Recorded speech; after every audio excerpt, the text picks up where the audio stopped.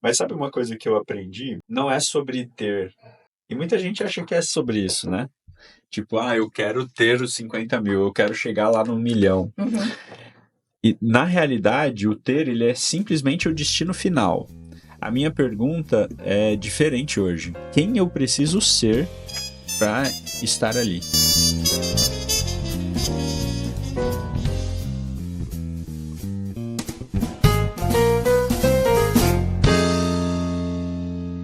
Olá pessoal, sejam bem-vindos a mais um episódio do Fala Med. E aproveita, se você ainda não se inscreveu em nosso canal, agora é a sua chance de se inscrever, viu?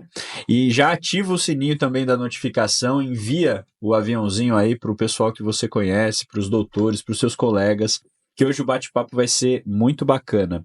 A gente vai falar hoje com duas profissionais que eu vou deixar elas se apresentarem para vocês, mas nós vamos falar sobre a psicologia financeira. O que isso tem a ver, né, com a vida do médico? Mas a ideia é mostrar um pouco mais como as finanças elas são afetadas e afetam o nosso emocional.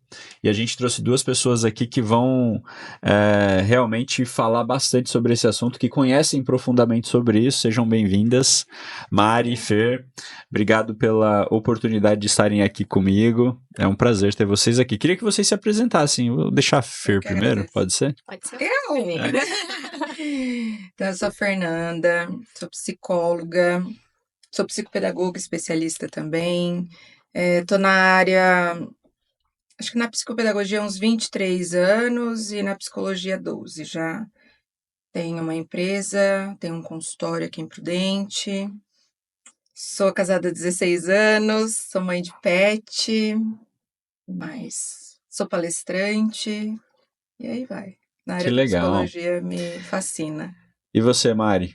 Bom, eu sou a Mari, eu sou psicóloga, me formei em 2009 e desde então sempre atuei com psicologia organizacional. Nunca segui para clínica, nem para outra área. O meu foco sempre foi trabalhar com pessoas dentro do ambiente de trabalho, né? Então, eu tive as maiores experiências em Curitiba, voltei para Prudente, eu sou de Prudente, eu retornei para Prudente há 1 ano e meio, mais ou menos, e agora estou psicóloga organizacional no Grupo Santinone. É um prazer, né, fazer parte do isso aí. quadro e ajudando, né, o pessoal realmente a atingir os resultados, a, né, ser mais produtivo no trabalho. Então, esse é o meu negócio. É isso aí. Obrigado, viu, de fazer parte lá do grupo. É um prazer ter você com a gente. E hoje a gente vai falar um pouquinho, meninas, sobre as finanças, mas além dos números, né? Como que a nossa mentalidade ela pode afetar a nossa realidade financeira em vários aspectos. Eu queria já começar falando sobre isso, né? O impacto das finanças com o impacto das finanças no nosso emocional. Na opinião de vocês, como que as finanças elas podem afetar o nosso emocional? Eu vou começar, Mari. Eu falo que a saúde emocional ela é feita de vários pilares, né? Então, a gente tem que estar bem em todos esses pilares. E a saúde financeira, ela não é diferente. Então, o impacto numa desordem financeira, ela acaba desorganizando muita coisa, e assim por diante. Então, as emoções, elas estão ligadas diretamente em como você se comporta financeiramente. Então, por exemplo, se eu tenho alguma dificuldade ansiosa, eu posso estar no meu vazio, na minha ansiedade, saio comprando compulsivamente. Isso eu tenho um prejuízo financeiro. Às vezes depois eu dou aqueles 5 minutos e falo, putz, por que eu fiz isso? Mas eu fiz. E às vezes eu não consigo controlar. Se eu tô muitas vezes com estresse crônico, as minhas decisões, elas não vão estar totalmente coerentes muitas vezes naquele momento. E depois eu posso me arrepender. Se eu tô num nível depressivo, pode ser que eu procrastino as coisas, as decisões que eu preciso tomar. É aquela questão, né? Eu nem quero olhar a minha planilha, eu não quero saber quanto eu gastei, só vai fazendo ou não vai fazendo. Então, isso impacta negativamente nesse comportamento financeiro. Então, de certa forma, as finanças ficam totalmente desequilibradas porque as nossas emoções estão em desequilíbrio. Boa. E assim, só fazendo um resgate, né? Porque a gente está tratando aqui, basicamente, o nosso público é médico. Uhum. É o médico que está ali num ambiente delicado, sob muita pressão e que tem uma renda acima da média da população, só que muitas vezes ele não tem tempo para cuidar disso e ele simplesmente por ganhar mais acha que ganhar mais é a solução. E isso acaba gerando um desequilíbrio em várias outras questões, né? Como você falou, as nossas emoções elas são afloradas quando as nossas finanças não estão bem controladas, né? Uhum. Mas assim, pensando no panorama do médico, Mari, você que trabalha mais voltado para essa questão de cultura organizacional, de psicologia organizacional, será que esse ambiente, né, que o médico está inserido, ele pode agravar essa perspectiva? Então, Felipe, eu acho que talvez seja ao contrário, né? Eu acho que assim, o médico, ele estudou medicina, então ele está preparado para aquele ambiente de pressão, né? Então ele foi preparado para isso. Porém, a gente não pode dividir, né? Por exemplo, né? Eu sou psicóloga, porém eu sou esposa, eu sou dona de casa, eu sou filha, eu sou mãe, e a mesma coisa o médico, né? Então, nós não somos só profissionais, nós temos várias caixinhas que a gente vai equilibrando. E eu acredito que o ambiente de trabalho não é que ele agrava, mas ele tem um peso maior quando se trata de uma questão financeira, porque é dali onde o médico vai tirar a renda dele para, né, para fazer, né, as coisas dele, para pagar as contas, para esse processo, às vezes tem um processo de endividamento. Eu acho que isso vai se agravando, né? Vai virando uma bola de neve que é um círculo vicioso. Porque quando você está com um problema financeiro, assim como você está com um problema com a sua esposa, o seu esposo, isso vai te comprometendo as questões de rendimento, você vai ficando mais preocupado, você tira o foco, tira a tua atenção. Então, eu acho que isso vira um ciclo vicioso, né? Então, você não rende no trabalho por conta das questões financeiras e por você não render no trabalho, prejudica ainda mais as questões financeiras, principalmente se tratando do médico, que muitas vezes acaba trabalhando em vários locais ao mesmo tempo, tem uma rotina muito complicada, né, com vários plantões, atendendo em vários lugares. Então isso acaba se tornando uma bola de neve, é um ciclo vicioso, né? Então acredito que seria o contrário. Legal. Você tem Eu, uma. eu concordo com a Mari e penso que também nessa questão médica tem muito uma questão de posição, né? O médico, ele estão fazendo medicina, vamos pensar em dois públicos, uma análise minha, até pensando lá na clínica, tá? É, vai fazendo a medicina ali, segurando, uns segurando muito, os outros menos, vêm de famílias melhores financeiramente, então com mais regalias, outros bem seguros.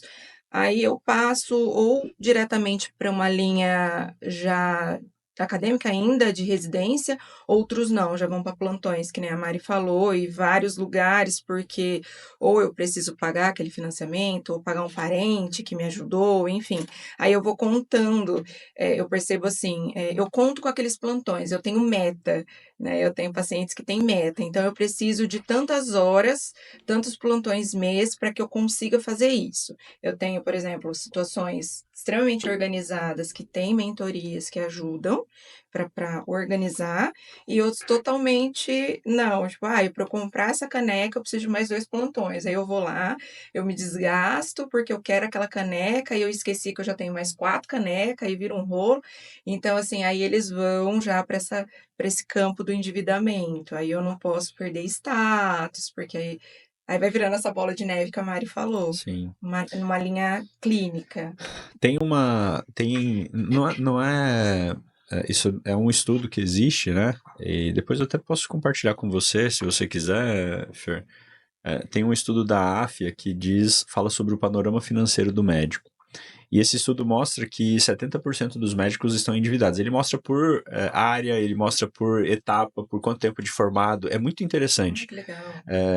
E desses 70%, e o nível de endividamento que eu estou dizendo não é um endividamento simples. É um endividamento pesado, que o cara não chega no final do mês com as contas pagas. Sim. Desses 70%, 49% deles se endividaram nos 2 primeiros anos depois de formado. Exatamente por isso que você falou. Eu penso que existe uma questão cultural muito forte. Uhum. Eu sou médico, eu preciso ser bem-sucedido. E a medicina, ela é a única faculdade no Brasil que o cara sai ganhando 20, 30 pau. Sim. O cara ganha 20, 30 mil reais por mês ali na medicina. No primeiro mês, se ele quiser, ele faz isso. Ele faz até mais, se ele quiser, dependendo da região.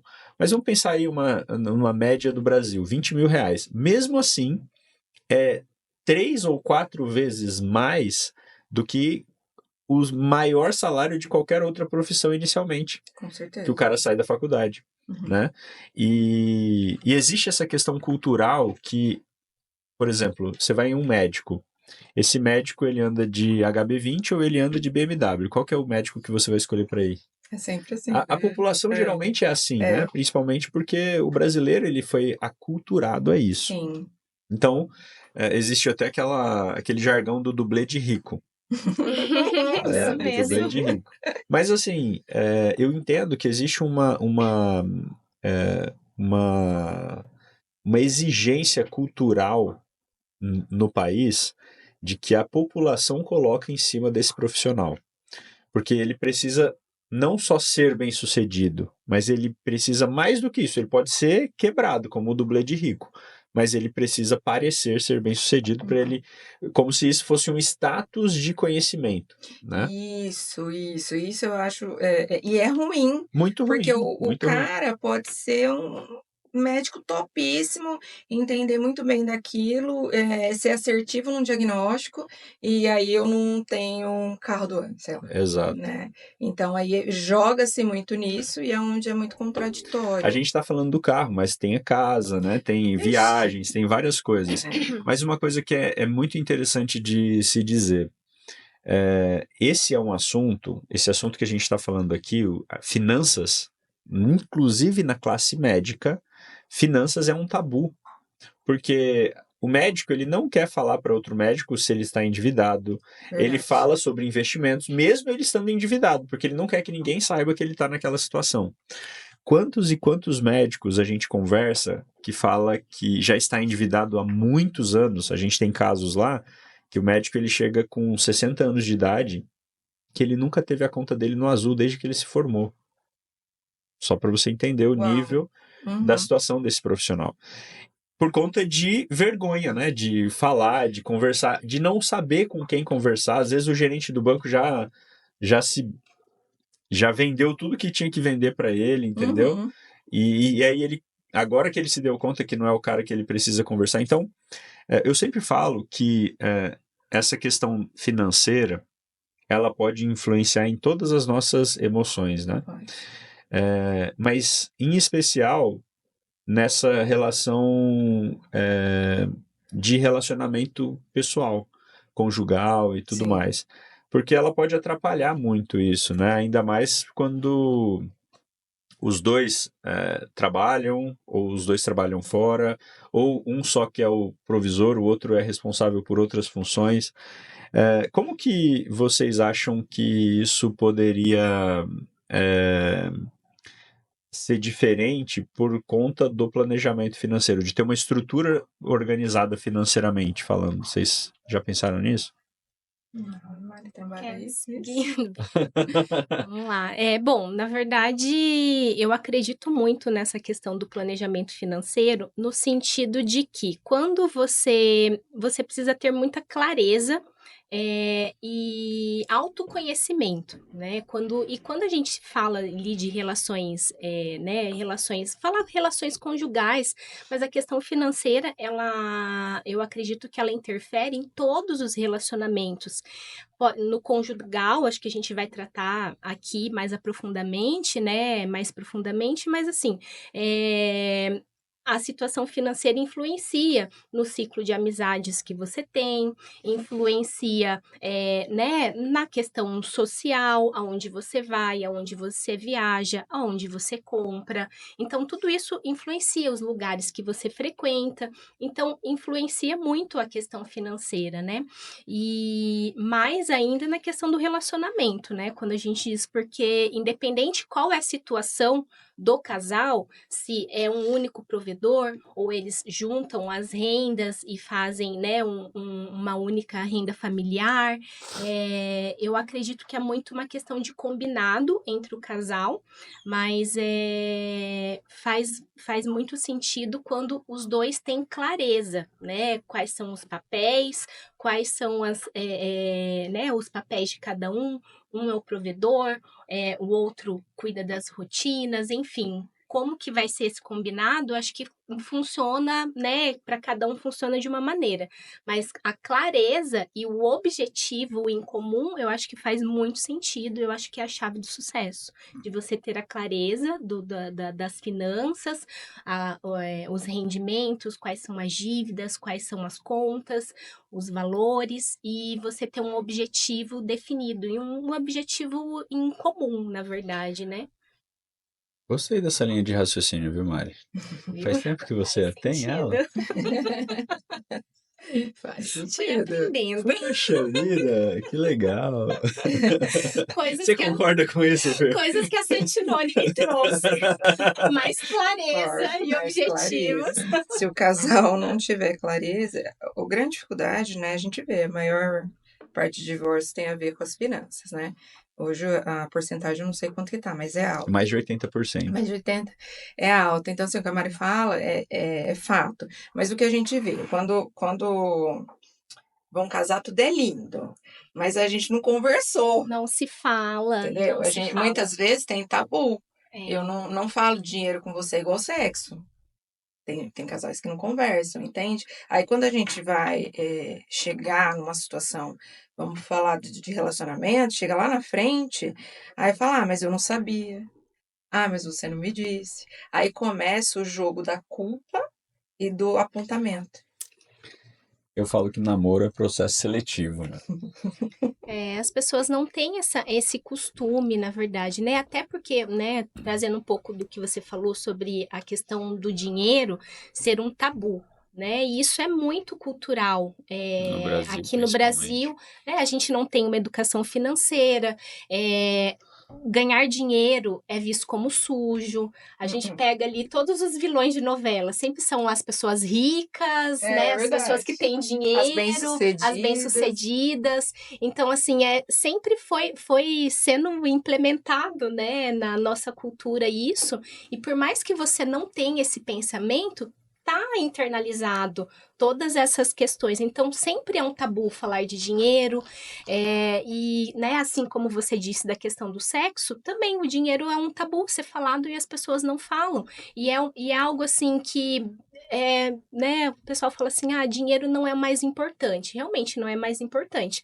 Mas ele propicia com que as coisas importantes aconteçam.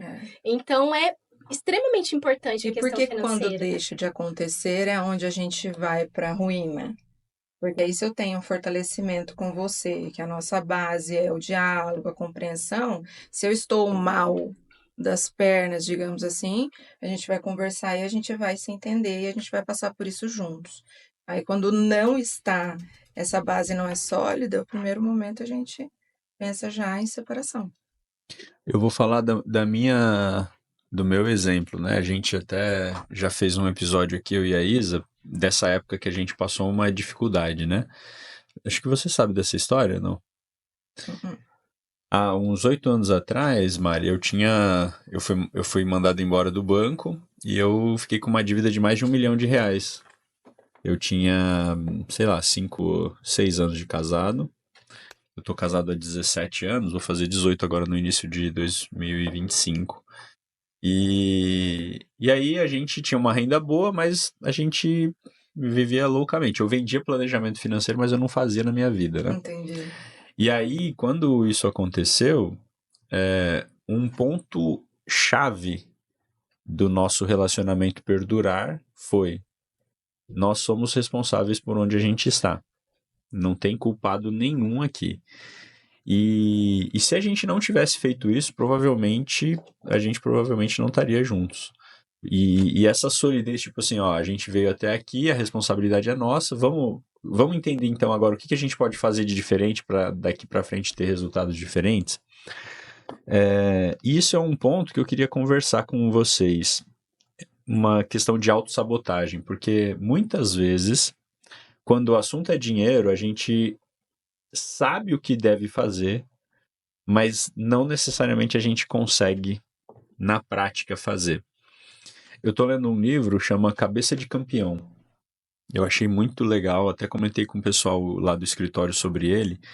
Ele foi escrito por atletas, para atletas, sobre a mentalidade. Assim, eu nunca tinha lido um livro tão valioso como aquele. Mas ele fala sobre a gente construir um plano. A gente tem a visão de onde a gente quer chegar, né? Uhum. A nossa visão, ela permite a gente enxergar até ali. Então, eu tenho um plano para chegar até ali. Eu tenho que levantar da cadeira, é o primeiro passo. Mas, cara, como as pessoas querem, tipo, voar, né, daqui para lá, Exatamente, não passar não passar pela jornada, não né? passar pela jornada, exatamente. E hoje a gente estava conversando sobre isso, né? Essa questão da autossabotagem. Por que às vezes é tão difícil tomar decisões que a gente sabe que é certa, mas a gente faz o contrário? Então, como a Mari estava falando sobre isso, né? Essa questão muito intrínseca das crenças limitantes. Dinheiro é sujo, quem tem dinheiro não é feliz, né? Você pode perceber, olha, quem tem dinheiro vive triste. Sabe, algumas falas que a gente traz, que nem a Mari falou, pode não ser consciente, mas é inconsciente, porque desde do útero a gente recebe, né, falas, só que o bebê, a criança, ela não vai saber nomear, isso na vida adulta sim, mas a gente traz com a gente os climas, né? Então, o que é climatizado nosso? Por que muitas vezes eu me saboto para ser um endividado crônico aí?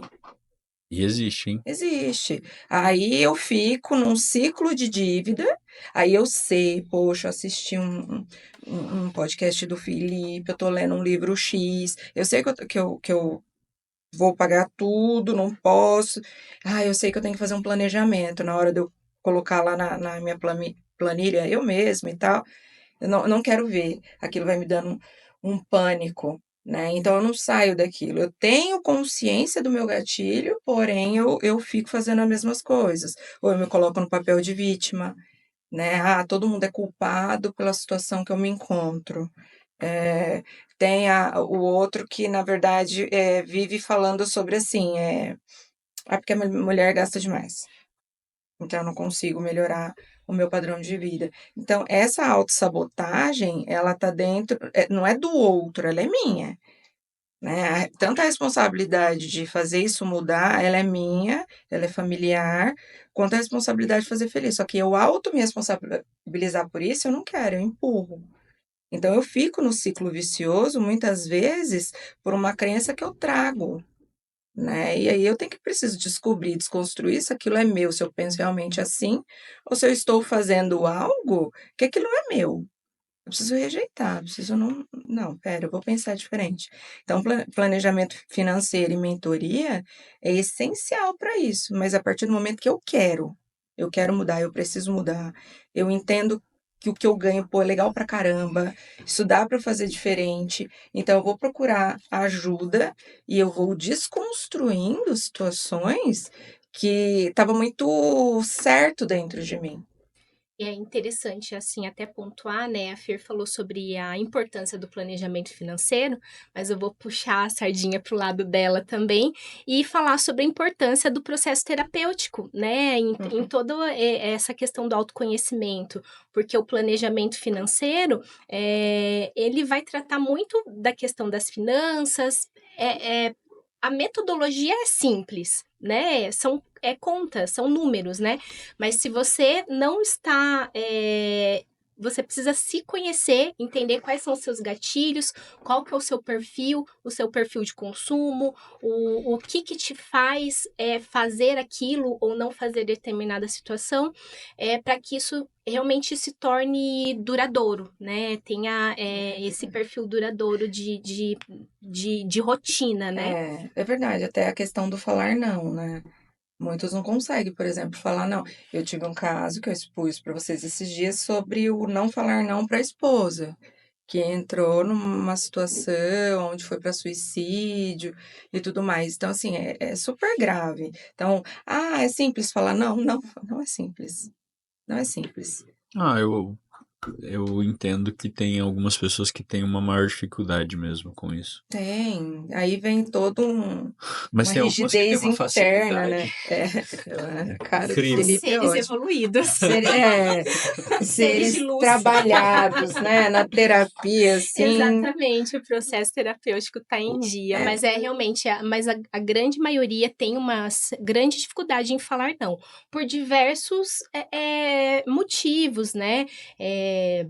Por questões realmente de não entender sobre si mesmo, de querer agradar mais o outro. Aprovação tem o o tempo processo inteiro, de né? aprovação, de precisar ser A aprovado. pressão da família que a gente estava Isso. falando, da sociedade, né, para a classe. Eu concordo. É por isso que a gente fala. Você falou de puxar sardinha para Fer, mas eu não acho que é puxar sardinha, não. É a realidade, né? Necessário. O nosso negócio, eu falo lá, Fer, que ele não tem nada a ver com dinheiro. Ele tem a ver com comportamento. Pô, sensacional, né? Ele é comportamental, ele é 100% comportamental. Por isso que entender um pouco melhor essas nuances, né, do ciclo da pessoa, de onde ela está, de onde ela veio, sabe? Entender um pouco a realidade da pessoa, nua e crua ali da pessoa, sabe? Como que foi a família dela, como que a família, da onde que ela veio? Será que a família toda colocou uma expectativa às vezes numa pessoa? A gente chegou a ter clientes lá, só para você ter uma ideia, acho que a Mari não estava lá nessa época. Ela era uma irmã de 5, a única médica, todos eles moravam no mesmo terreno, e ela pagava mesada para todas as irmãs, irmãos e cunhados e cunhadas. E o sonho da vida dela era levar os 14 sobrinhos para Disney. Entende que era uma pessoa só, trabalhando para todos. Imagina. A expectativa que colocaram também nela, e ela absorveu isso como se fosse responsabilidade. Como se ela fosse culpada por ser médica.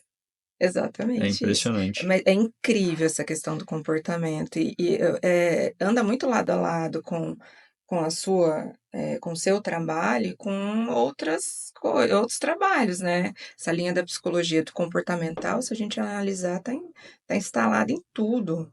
Sim, tanto que a gente, na nossa metodologia, a gente fica com o médico por 12 meses no mínimo, porque eu preciso ajudar ele a mudar comportamentos, mudar hábitos, a entender ali o dia a dia, como que é, porque o plano é efetivo, é fato, é tipo Dá Waze. resultado, Eu tô no ponto A, vou pro ponto B e preciso chegar lá.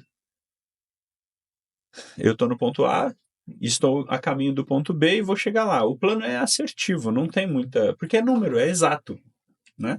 Agora, o que acontece na realidade, o que acontece na mentalidade, o que acontece no dia a dia, como a pessoa é enxergada, como a pessoa quer ser vista. Olha que interessante essa questão do comportamento. Um caso que aconteceu depois que você foi lá no escritório, a gente tratou lá no comitê. Cliente, ela tem uma renda, 30 mil reais ali, e ela queria muito trocar o carro. Só que, financeiramente, não era uma decisão razoável, porque ela não tinha condições de fazer essa troca.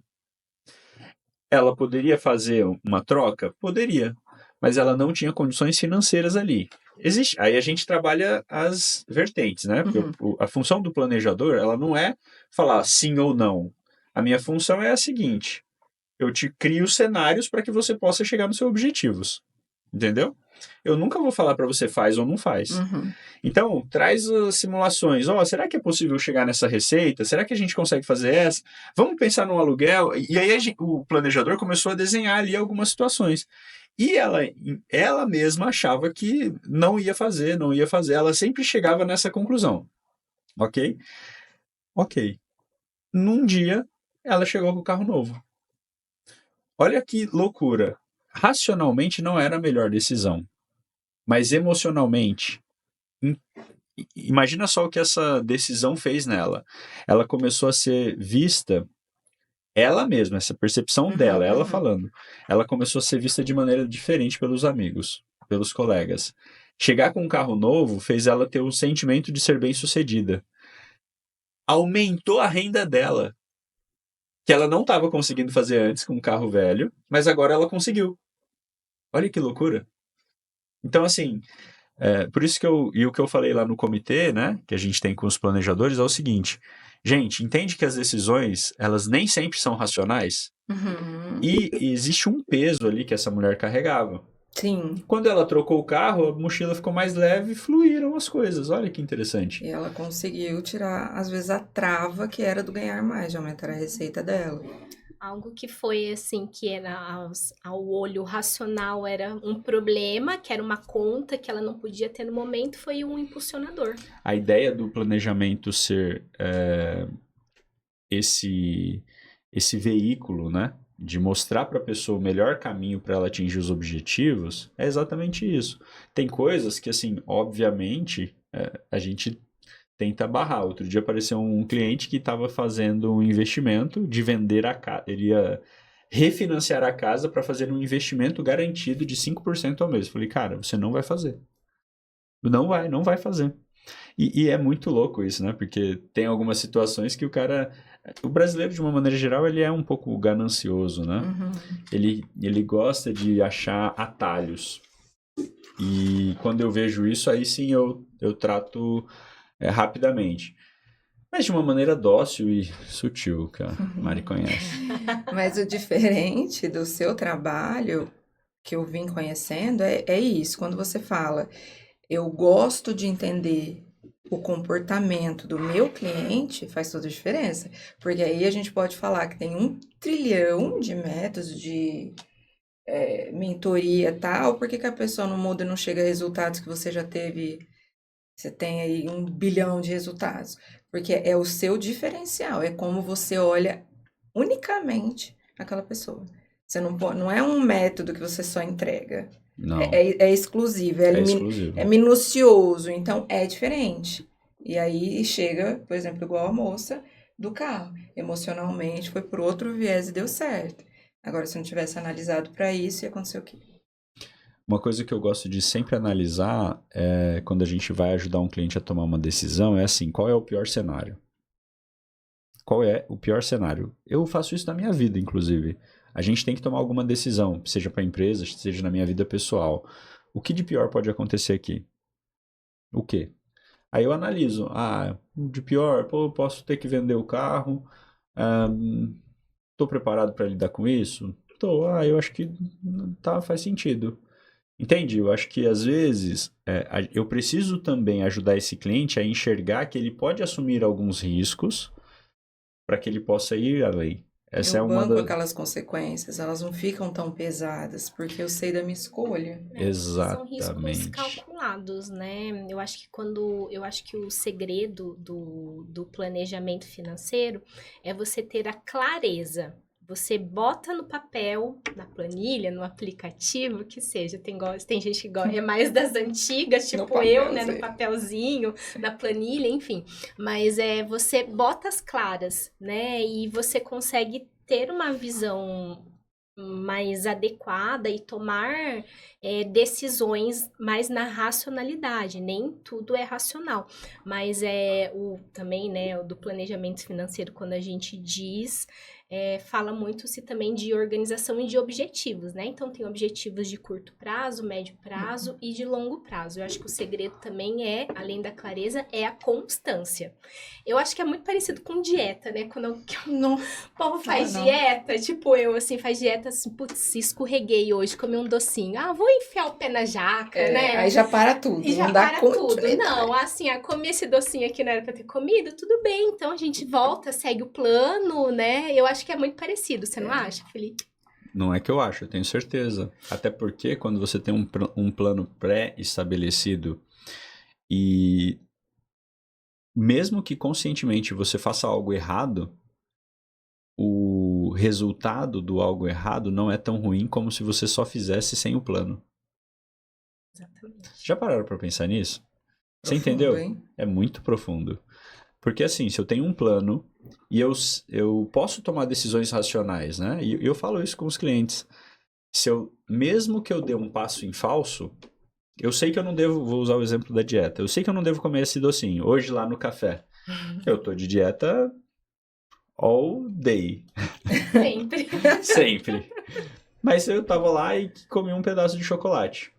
Tá, tudo bem. Eu não me culpo porque, cara, isso não vai fazer diferença nenhuma na minha vida. Entendeu? Agora, se eu como de manhã, uma tarde, uma noite, ou antes de dormir, e todo dia eu faço isso, aí existe um problema. Nas finanças é a mesma coisa. A gente tem lá, Fer, um aplicativo que a gente libera para os nossos clientes para eles terem a clareza, né? Então, entendo assim, a essência do planejamento é ponto A, ponto B, onde eu estou, onde eu quero chegar e o que eu preciso fazer para chegar lá. E é isso que a gente entrega. Só que eu tento simplificar isso de uma maneira simples ali para o dia a dia da pessoa, para que fique prático, né, para ele. E aí a gente tem um aplicativo. E esse aplicativo é o Waze, que esse médico tem para seguir ali. Sabe a rota que o Waze traz? E ele vai seguindo. Chega em alguns momentos que ele tem que usar o aplicativo para tomar de decisão. Posso ou não posso? Eu quero treinar essa consciência dele, né? Justamente para melhorar o comportamento. E aí, eu ensino que o cliente ele pode tomar uma decisão equivocada, que não está ali naquela rota. Ah, vou pegar esse caminho aqui agora. Porque eu achei que aqui está fazendo mais, sei lá, gostei mais desse caminho aqui, está mais bonita a paisagem. Conscientemente, eu sei que não era ali a minha jornada, a minha trilha. Ou seja, ou eu vou ter que voltar e isso vai me consumir mais energia, ou eu vou ter que abrir mão de alguma coisa que eu ia pegar ali naquela rota que eu não vou pegar nessa. Então, eu posso tomar uma decisão consciente, né? E quando você tem um plano, conscientemente que você toma uma decisão errada, essa decisão ela não afeta tão negativamente assim o seu resultado. É muito louco isso, né? É muito louco. É igual o processo terapêutico, é uma bagunça, né? Processo terapêutico é uma bagunça. Não, amiga, é como se você pegasse o guarda-roupa, vai arrancando tudo, vai fazendo aquela bagunça pra organizar. Aí você fala, meu, mas não faz sentido isso. Aí daqui a pouco manda uma mensagem, meu Deus, né?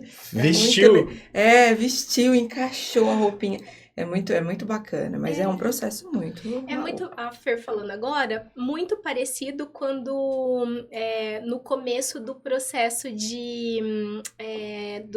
da nossa mentoria, né?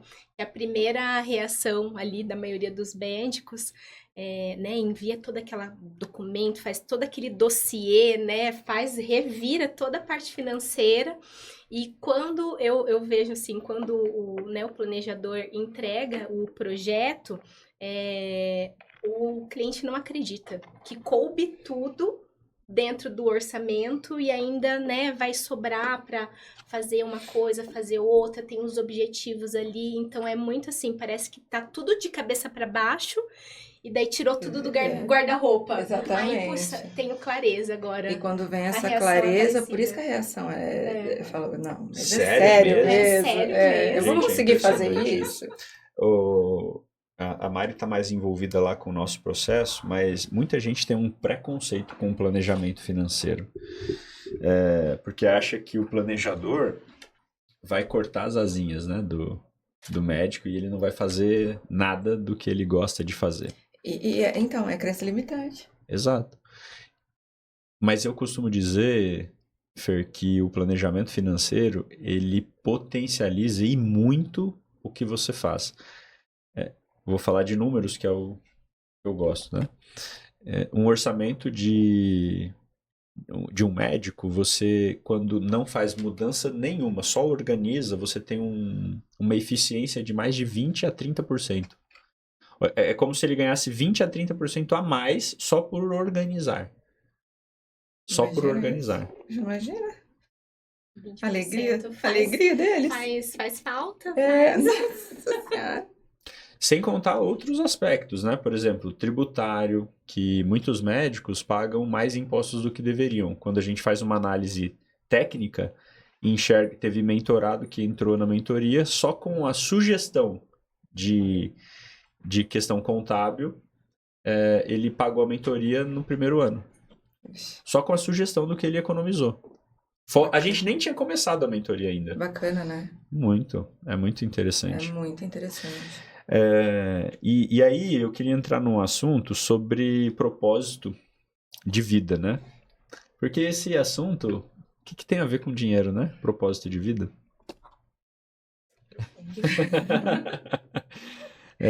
Por que vocês acham que talvez o dinheiro ele possa ajudar as pessoas a entenderem? Bom, primeiro, como que vocês enxergam essa questão de propósito?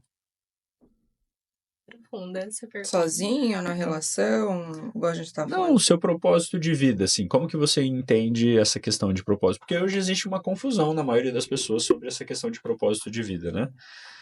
De onde eu quero chegar, como eu quero chegar, com quem eu quero chegar. Exatamente. É o porquê da minha existência. As pessoas, elas não param para pensar nisso, né?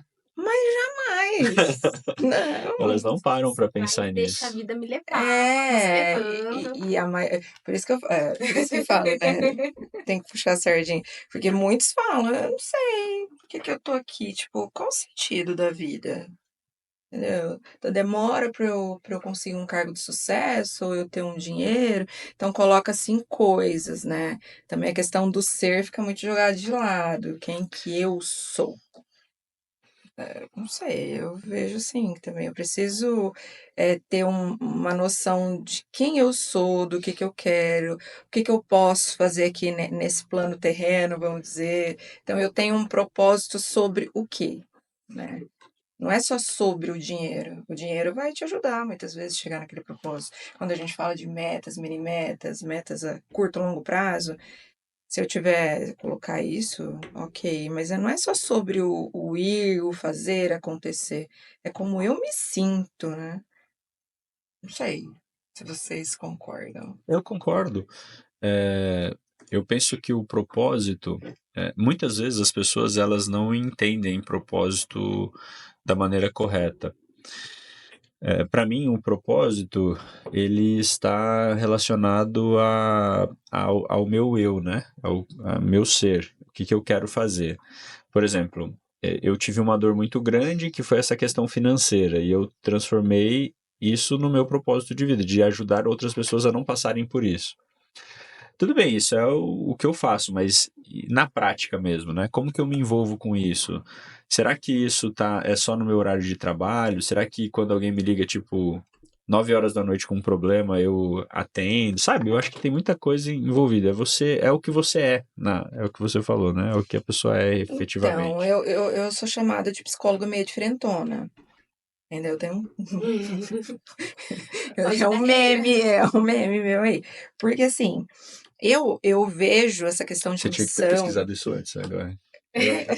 Agora já foi, Thaís. Sério? Caraca, velho, como você traz uma pessoa aqui assim, velho? Por quê? Tô brincando. Isso vai cortar o tempo. Aí você deixa nos bastidores, tá, amiga? Sou meio Eu diferente. sou diferente. No final do podcast, pô, ela Sou me fala diferente, isso. mas porque Você tem devia a ter ver pesquisado isso antes, tem né, a ver Thaís? com o meu propósito.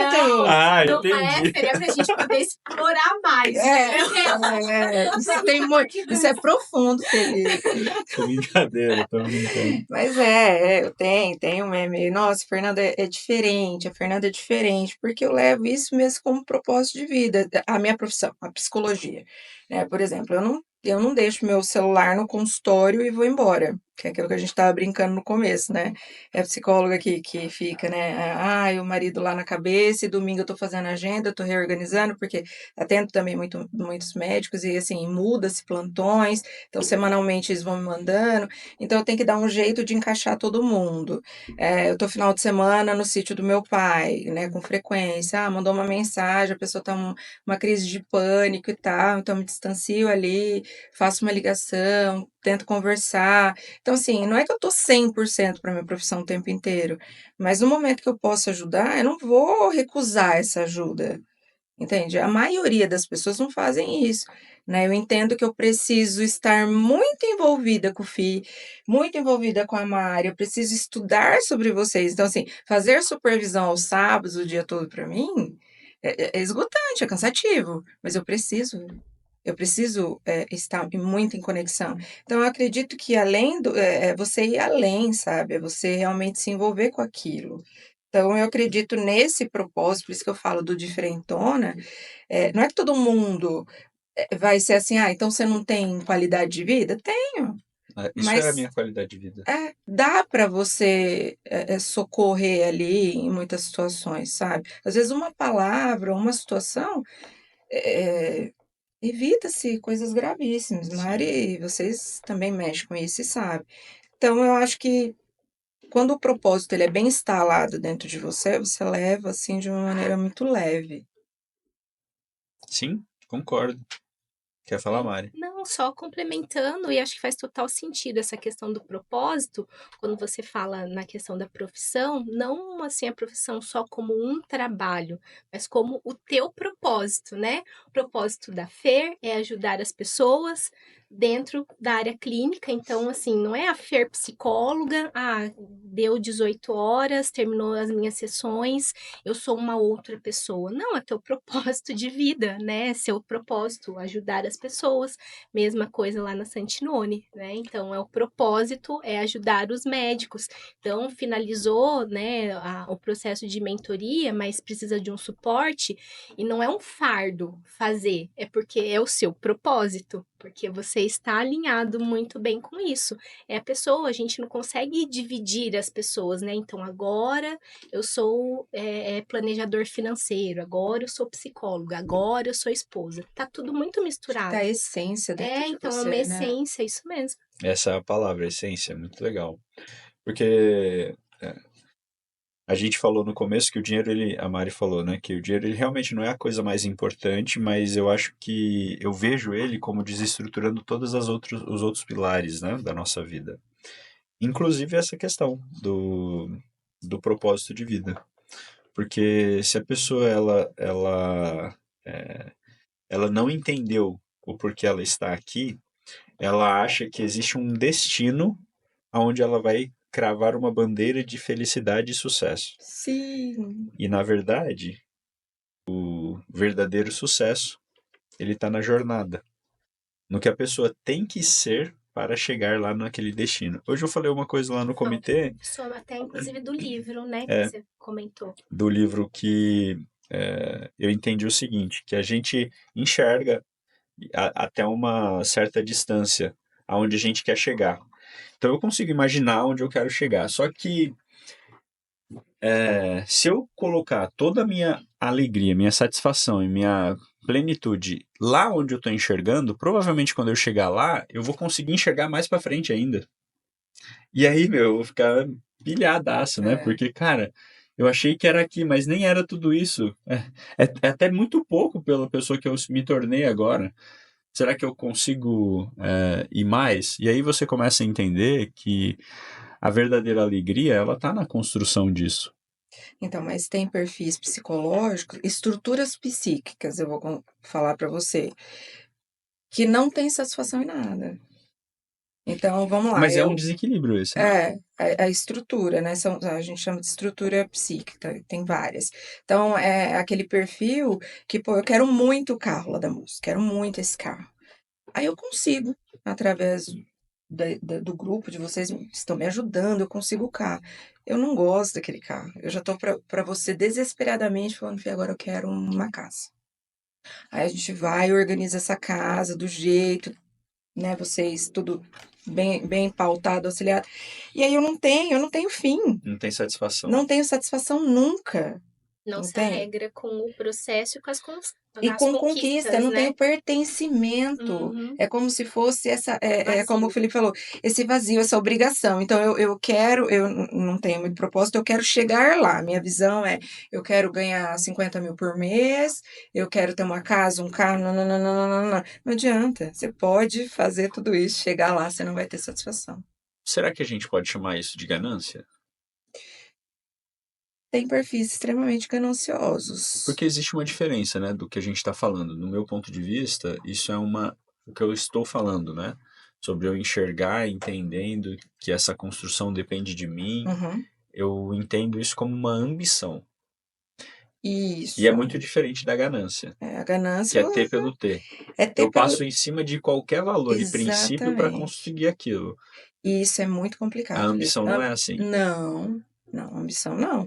É realmente isso. Eu quero melhorar, eu quero ter mais, porém dentro de um... Fico feliz porque você também está tendo. É difícil. Nossa, você quer ver seus amigos é conquistar coisas, né? Se realmente quem fica ao seu redor. Isso até de família. Então, essa questão da ambição, ela é muito complicada, porque realmente eu passo por cima de qualquer coisa. Da ganância, né? É a ganância. Para tirar, às vezes, até de você. Exato. Então, eu tiro de você qualquer vantagem. E tô te dizendo de dinheiro, de finanças também. Mas então, é complicado. Mas a ambição, mesma coisa, né? Quando eu falei da questão financeira, que para nossa cultura é ruim falar de dinheiro, ter dinheiro. Então, é a questão de você ser ambicioso também. Parece ser uma palavra pejorativa, né? Quando a pessoa fala ambição, já dá um sentimento ruim, né?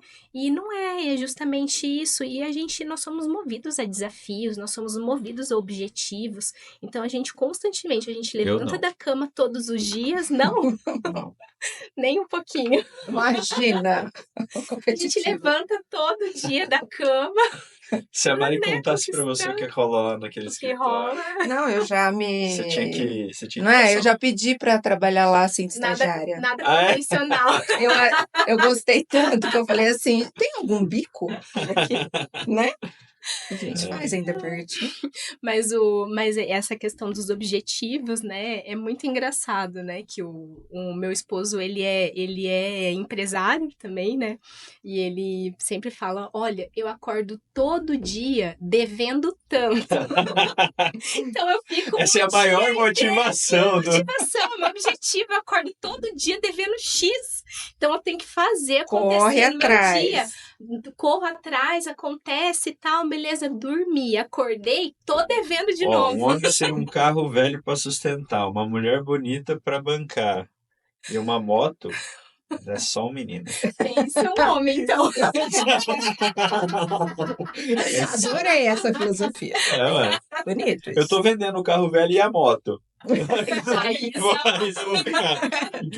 Ela chegou no nível de dá pra sustentar os outros dois. Mas é verdade. Essa ambição, ela motiva muito, né? Mas sabe uma coisa que eu aprendi? Não é sobre ter. E muita gente acha que é sobre isso, né? Tipo, eu quero ter os 50 mil, eu quero chegar lá no 1 milhão. E, na realidade, o ter, ele é simplesmente o destino final. A minha pergunta é diferente hoje. Quando eu vejo alguém, né, e eu tenho algumas pessoas assim que me motivam, que eu admiro e tal, não só com questões de onde a pessoa chegou financeiramente falando, mas de valores e princípios, né? E o que eu analiso, a pergunta que eu me faço, Mari Fer, é a seguinte: quem eu preciso ser para estar ali, naquele lugar. Porque isso é muito mais profundo, né? Nossa, aí muda totalmente a perspectiva. Muito mais, muito mais. Porque você sai de um âmbito que você às vezes fica num âmbito até de vítima, né? Eu nas minhas condições, o meu sistema, o governo, isso, aquilo, né? E eu não faço nada para mudar. Quando eu faço isso, eu trago para uma autorresponsabilidade. Quem que é que o Felipe precisa ser para estar ali naquele posicionamento, né? Naquela posição? Mas poucas pessoas param para pensar, para dar sentido, para motivar esse ser que eu quero chegar lá.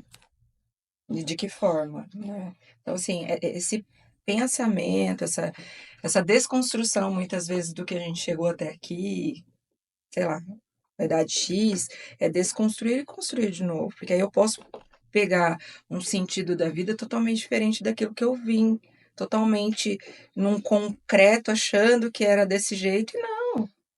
Eu acho que para mudar, mas eu tô muito velha, é assim mesmo. Não, síndrome de Gabriela, né? E não. Eu Eu acho que é posso mudar. fantástico. Se eu tenho Exatamente. mais 40 anos de vida, eu vou viver desse jeito, porque dá mais Meu Deus, trabalho até mudar, eu fico mais cansado de pensar que eu vou ter que ficar assim para sempre. entendeu? Esses dias eu vi o stories de uma blogueira que eu sigo, ela fala bastante sobre questões de carreira, enfim, de várias coisas. Aí perguntaram para ela assim: eu tenho 35 anos.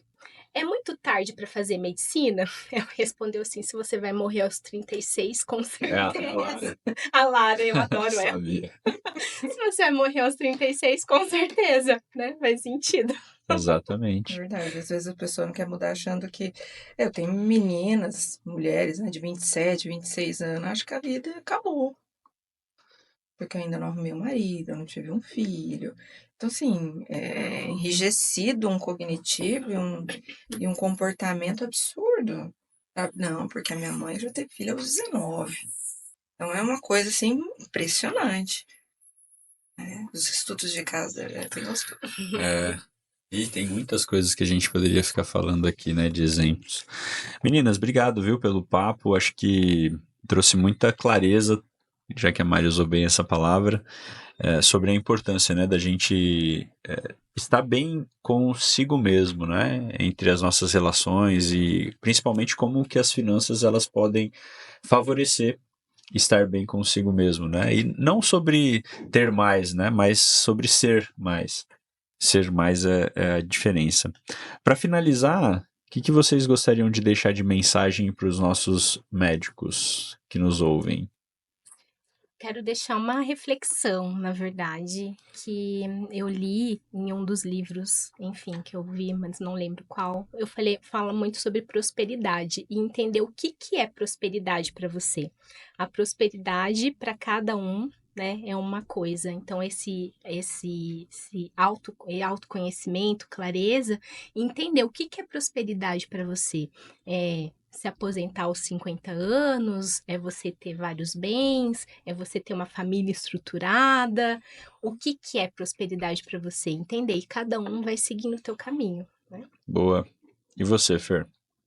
Tô pensando na minha linha, né, de clínica, buscar o autoconhecimento. Acho que para os médicos e todo ser humano, buscar o autoconhecimento, entender bem as suas emoções, entender o que está acontecendo para eu tomar decisões mais prósperas, melhores, entender quais são os meus princípios e valores, porque se eu não sei nada disso, eu não sei onde eu vou chegar e como eu vou chegar, aí qualquer caminho vai servindo e eu vou me agregando de coisas que não faz sentido, e depois eu acho que eu perdi muito tempo. Então, eu acho que é dar um stop e falar assim, pera, deixa eu me entender primeiro, que eu acho que as Nossa, coisas dava para fluem. fazer um podcast só sobre isso, né? Não, é muito.